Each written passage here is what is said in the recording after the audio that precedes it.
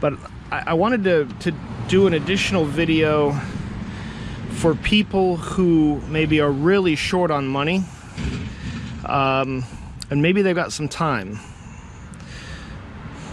In this starter situation where it would click but it wouldn't crank, it can be a situation where it's not getting power through this wire. It's not bringing power in from the battery going through to the starter itself. The solenoid comes together and bridges the power from your main battery connection to the starter, and it also pulls the gear out. The problem isn't that it's not pulling the gear out, it is.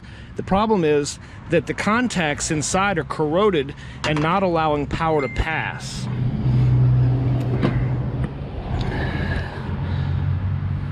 So that pin in the middle, that pin transfers power.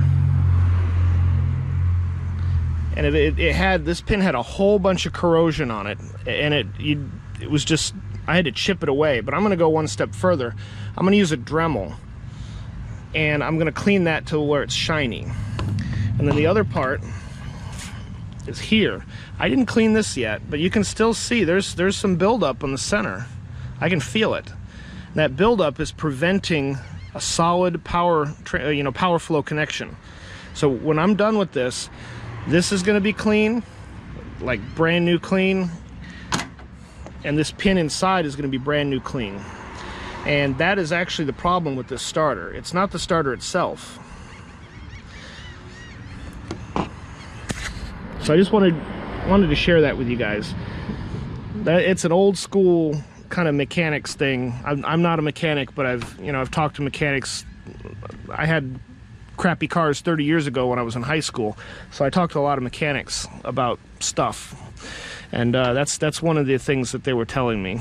So anyway, I'm gonna go ahead and clean it. I'll show you what it looks like when it's done. Also, I'm gonna use this is basically a Dremel. If you have a Dremel's fine. That would be the preferred tool anyway. But this is like a rotary tool that I've attached a Dremel bit to, a cup brush, and I'm going to use that to go inside. All right, so I got all clean. None of that crusty residue in the center is left. It's all nice and shiny and clean.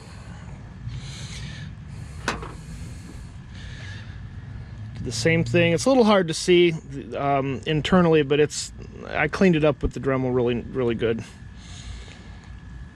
So all it takes is you might want to put a little bit of grease on here all the way around, but what you do is you hook it in, boom, like that, and then you put it back together with you line up your two holes for your screws. You want to make sure the shorter stem is on the bottom, and then we're going to push it on and tighten the bolts down, and it'll be good to go. And it might not be a perfect fix, might get you a year or two until you can get a different vehicle, or whatever your case may be. All right, so there we go. We got it back together. Tighten that nut down on there, and tighten these two screws back up.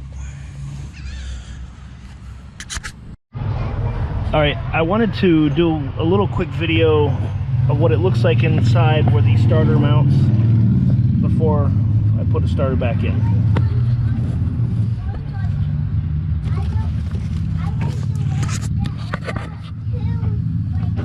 So you see the teeth.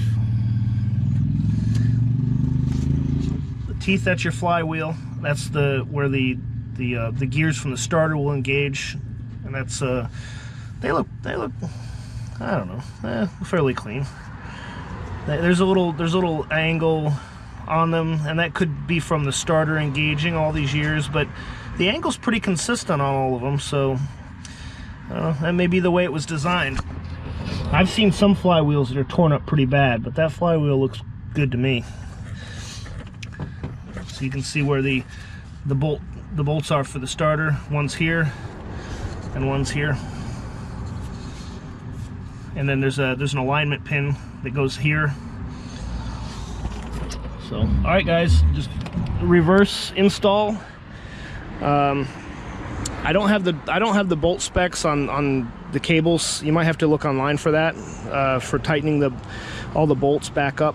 But I've been doing weekend mechanic work for 30 years, and I can't recall a time that tightening something tight has come loose on me. So I'm sure there's torque specs for everything online. You might want to check it out. Thanks for watching. Hopefully this video made this a simple process for you.